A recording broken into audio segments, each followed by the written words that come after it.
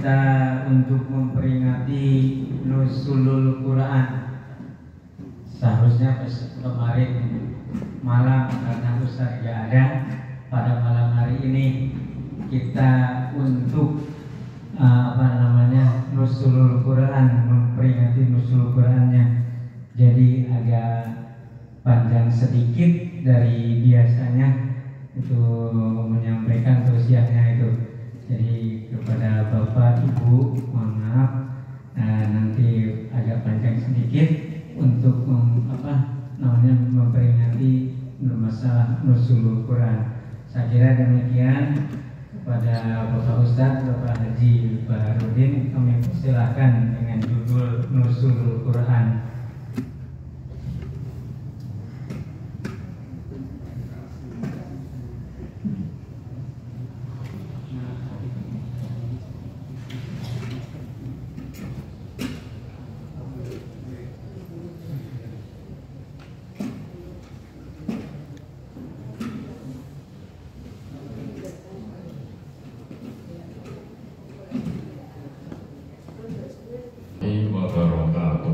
Waalaikumsalam warahmatullahi wabarakatuh.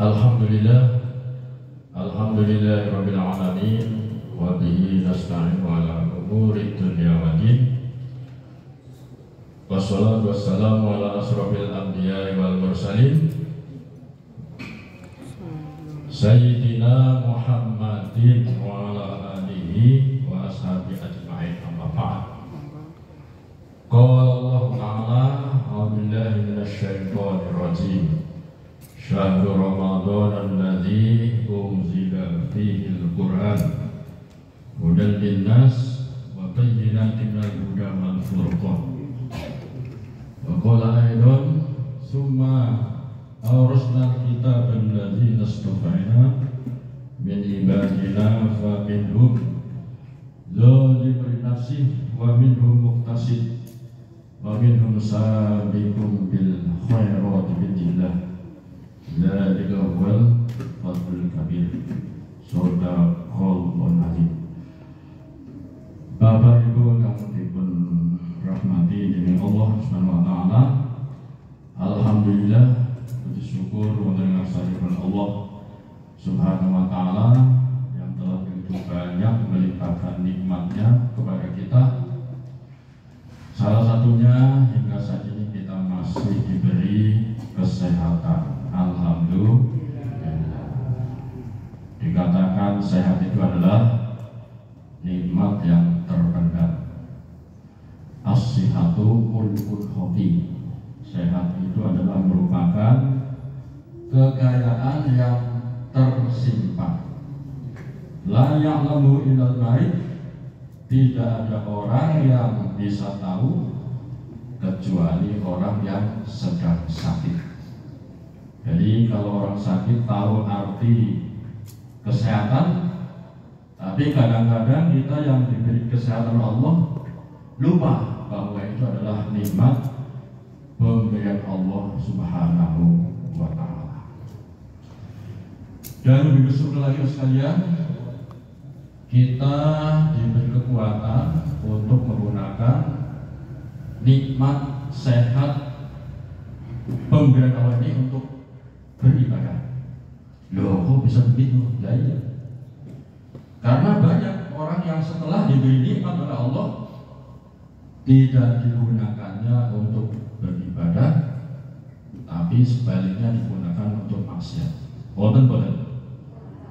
Wong itu kok orang teko mesti. Salam dan salam mudah-mudahan dilimpahkan kepada junjungan kita besar Nabi Muhammad sallallahu alaihi wasallam. Ingkang kita ajeng-ajeng sahabatipun khususipun bedang wonten ing dinten yauma la yanfa'u malun wala banun illa man atallaha biqalbin salim, yaitu pada hari ketika tidak ada manfaat harta kita kecuali orang yang datang kepada Allah dengan membawa iman yang benar. Disitulah kita perlu syafaat kanjeng Nabi. Sekalian yang dirahmati Allah Subhanahu wa taala, Sesungguhnya Allah itu adalah sangat kasih sayang kepada hambanya, terhadap jenengan, kepada saksi. Jadi kasih sayang Allah terhadap hambanya melebihi kasih sayangnya seorang ibu terhadap putranya. Iya. Sehingga semuanya untuk manusia lah begitu. Huwallazi khalaqal lakum ma fil ardi jami'a. Semuanya untuk manusia. Allah menciptakan udara untuk manusia, menciptakan air untuk berkhidmat kepada manusia. Bahkan Allah menciptakan surga untuk manusia, bukan untuk malaikat. Malaikat ridwan itu among tamu, istighfar. Padahal coro hitung-hitungan taat lebih taat malaikat daripada manusia. Tapi walaupun begitu, surga bukan untuk malaikat, tapi untuk manusia. Tentunya manusia yang taat kepada Allah Subhanahu. Termasuk Allah menurunkan manusia, menurunkan Quran adalah bentuk daripada kasih sayang Allah terhadap diri kita. Masya Allah. Malam ini kita sama-sama memperingati nuzul Quran. Supaya kenapa diperingati? Supaya kita bahwa Al-Quran adalah merupakan petunjuk tidak hanya untuk orang yang beriman, tapi untuk semua manusia. Bukan dinas, untuk semua manusia. Sehingga butuh Al-Quran. Apa bedanya Quran dengan Quran? Nah, apa bedanya? Ya tentu beda. Tapi perbedaan yang sangat pasti apa? Kalau Quran biasanya kejadian dulu, baru besoknya ada berita. Biar mungkin. Sebab wartawannya memang sosial orang ngerti. Jadi kalau koran, misalnya ada pesawat jatuh itu, maka besoknya muncul di berita. Jadi kejadian dulu, baru besoknya ada berita. Tapi lain halnya dengan Quran. Malah kebalikannya. Apa? Beritanya dulu. Walaupun kejadiannya belum terjadi. Kenapa demikian? Karena wartawannya yang maha tahu segalanya lah begitu. Jadi tahu masa akan datang, tahu yang telah terjadi, dan bahkan tahu semuanya. Sehingga beritanya sudah muncul walaupun kejadian belum terjadi. Harus contoh benar.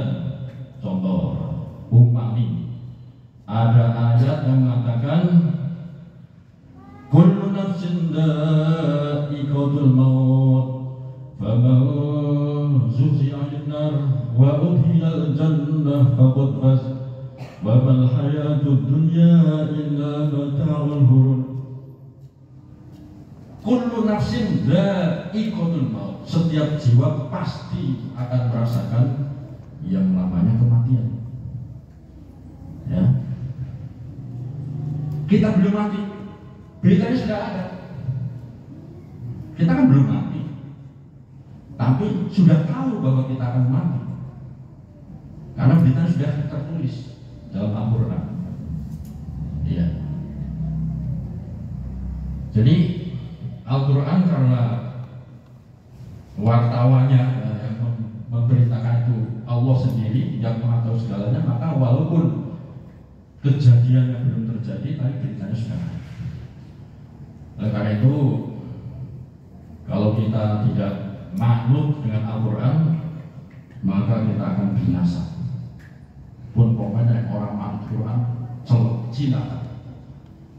celaka kita kalau dia mampu. Ya, bisa dibuktikan. Kalau bukti lagi misalnya, Al-Quran mengatakan kulu wasrubu wala tusrifu innallaha la yuhibbul musrifin. Kulu, makanlah kamu, wasrobu, dan minumlah kamu, wala tusrifu, tapi jangan melampaui batas. Innallaha la yuhibbul musrifin. Karena Allah tidak suka kepada orang yang melampaui batas. Misalnya kita tidak ikut aturan, aku nggak mau ikut aturan, nggak akan makan, nggak akan minum. Nah, matilah. Tidak ikut aturan, cina. Itu contoh kecil. Nah, aku nggak mau ikut aturan, misalnya tidak akan makan, tidak akan minum. Nah, maka kita akan melemah-lemah, akan mati. Atau makan, tapi berlebihan. Padahal Al-Quran mengatakan wala tusrifu, jangan melampaui batas. Maka kalau kita melampaui batas, ya kalau bahasa Jawa itu kemlakaran gitu. Iya, buko melampaui batas itu benar. Jadi intinya kalau kita tidak ikuti Al-Quran, maka kita akan celaka. Baik celaka dunia, terlebih nanti celaka di akhirat. Kalau orang celaka di dunia ini masih ada orang yang mau menolong. Tapi kalau sudah celaka di akhirat, ribut, nggak ada orang yang menolong. Sudah sendiri-sendiri. Bapak Ibu sekalian yang dirahmati Allah Subhanahu wa Ta'ala, Al-Quran ini Bapak sekalian dibaca, baik tahu artinya atau tidak tahu artinya, maka tetap mendapat pahala. Terlebih tahu artinya, ya. Baru baca satu huruf saja dikatakan dalam sebuah hadis, man qara'a harfan min kitabillah falahu hasanatun. Man sing sapa wonge qara'a kang maca sapa man, maca apa niku? Min kitabillah, dari kitab Allah, maksudnya membaca Al-Quran. Falahu hasanatun, maka baginya satu kebaikan. La aqulu alif lam mim harfun, aku tidak mengatakan alif lam mim satu huruf. Bal alifun harfun, akan tetapi alif satu huruf, lam satu huruf, mim satu huruf. Jadi Al-Quran yang dengan untuk A'udzubillahi minasyaitonir rajim, alif lam mim, shadaqallahul azim. Amin. Orang Islam bisa alif lam mim, itu terdapat pahala. Alif satu, lam satu. Jadi huruf-huruf terpisah, bukan alif lam mim satu huruf. Tapi alif lam ada 3 huruf, berarti dengan membaca alif lam mim sama dengan mendapatkan 30 kebaikan. Lah, lebih-lebih di bulan Ramadan, gampang banget buat ganjaran bulan Ramadan sekalian. Maka sekalian yang dirahmati Allah Subhanahu wa Ta'ala, maka walaupun Al-Quran sudah sedemikian hebatnya, hebat Al-Quran, keutamaan, keunggulan Al-Quran, tapi walaupun begitu, sikap manusia yang mungkin termasuk diri kita di dalam menerima Al-Quran ini terbagi menjadi 3. Nah, mari kita ada di posisi mana? Nanti bisa dibaca surat Fatir. Allah katakan, Summa awrasnal kitaban ladzina astafaina min ibadina فمنهم ظالم لنفسه ومنهم مقتصد ومنهم سابق بالخيرات بإذن الله ذلك هو الفضل الكبير. Yang artinya kurang lebih demikian. Kemudian kami wariskan Al-Quran itu kepada hamba, ya, kepada kita ini, jenengan barang, pulau barang ini diwarisi Al-Quran dari Allah SWT. Tapi kemudian sikap manusia di dalam menerima Al-Quran terbagi jadi 3 kelompok, 3 golongan. Nah, kita ini ada di mana? Yang pertama kata Allah, faminhum Zolimul li nafsi. Sebagian orang ada yang mendolimi dirinya sendiri. Dirinya didolimi. Dirinya aja didolimi, apalagi kepada orang lain.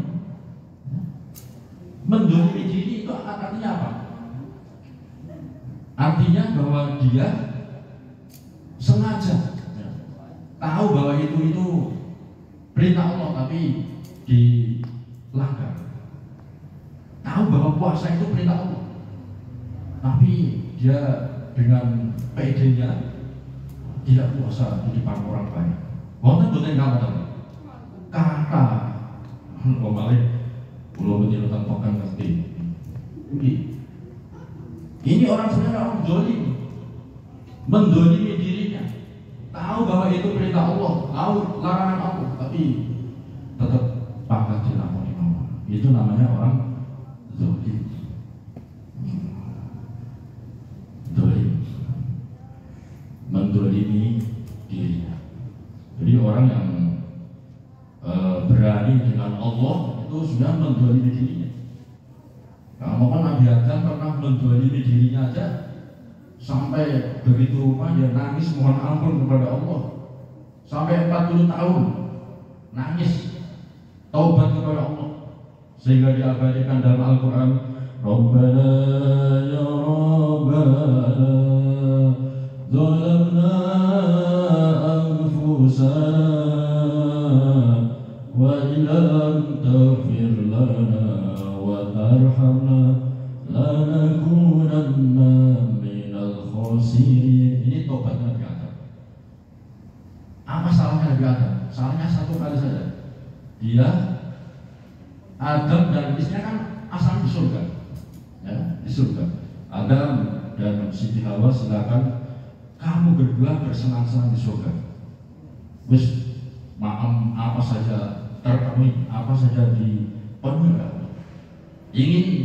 Ini orang di surga, jangankan baru terbesit dalam hati, itu sudah berlangsung apa dikabulkan oleh Allah. Tapi Allah pesan satu saja, wala taqrabu hadis sakro. Tapi silakan boleh semuanya, tapi jangan mendekati pohon ini. Itu saja. Itu saja nangis kepada Allah, tobat kepada Allah. Nah, awal itu kadang-kadang mendolimi dirinya tapi tidak pernah tobat kepada Allah. Nabi Adam berbuat kesalahan sekali, semua orang tahu. Kok bisa tahu? Lah iya, soalnya ditulis di Al-Quran. Apalagi umat itu semua orang baca, sedunia tahu orang kesalahan Nabi Adam. Nah, tapi kita berbuat salah kadang-kadang istrinya nggak tahu. Nah, itu kita bersalah di sana, mungkin pulang ke rumah ketawa-ketawa, istrinya pun keluarga kita tidak tahu. Berbeda dengan Nabi Adam, semua orang tahu. Itu saja nangisnya seperti itu. Maka mestinya kita lebih banyak bertobat lagi kepada Allah SWT, terlebih di bulan Ramadan yang 10 bulan. Kemudian yang kedua, setelah Al-Quran diwariskan kepada kita, maka kata Allah, wa minhum muqtasid. Sebagian ada yang tengah-tengah. Nah, tengah-tengah. Tengah-tengah itu apa maksudnya? Tengah-tengah itu di tengah-tengah. Kadang ke masjid, kadang ke tempat maksiat, kadang dia taat, kadang maksiat, itu tengah-tengah. Tengah-tengah. Jadi bermuka ganda. Ketemu dengan temannya yang ahli maksiat, aku ya bolong. Nanti ketemu di masjid, wah, kayak macam, wah, orang ini. Ini wamin muqtasid. Masih ada orang seperti ini banyak. Istilah STMJ. STMJ. Jadi sholat tapi maksiat tetap jalan. Jadi sholatnya di sholat, padahal maksiat terbesar adalah orang meninggalkan sholat. Karena sholat juga sholat yang dilakukan dengan benar, maka inna sholata tanha anil fahsya'i wal munkar. Sehingga sholat mampu merubah daripada sifat keji dan munkar. Jadi kalau sholat kita tidak mampu mencegah dari perbuatan munkar, berarti sholatnya belum dihayati. Belum dihayati. Maka terus lagi, coba lagi sampai proses nanti suatu saat sholat kita bisa mencegah dari perbuatan munkar, bahkan lebih dari itu mampu menarik pertolongan Allah. Wasta'inu bis-sabri was-shalah wa innaha lakabiratun illa 'alal khashiyin.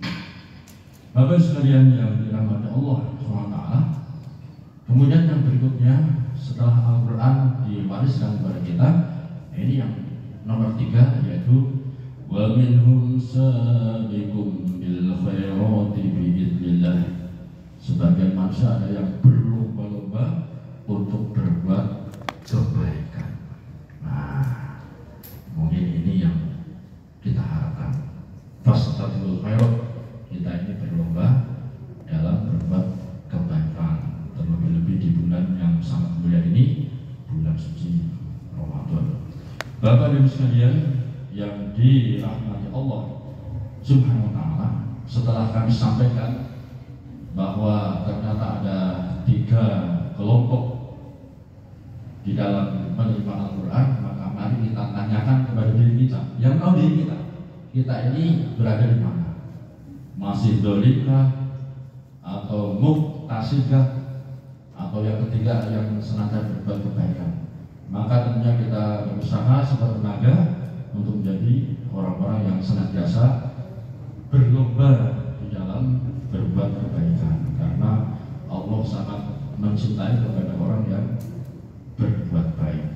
Qaribun minal muslimin, innallaha qaribun minal muslimin. Sesungguhnya Allah ini sangat dekat kepada orang yang berbuat kebaikan. Mudah-mudahan termasuk diri kita semua yang hadir pada malam hari ini. Allahumma amin. Mungkin itu saja sekelumit kita terkait Al-Quran. Nanti lebih detailnya bisa Bapak sekalian merenung di rumah. Akhirnya subhanakallahumma wa bihamdika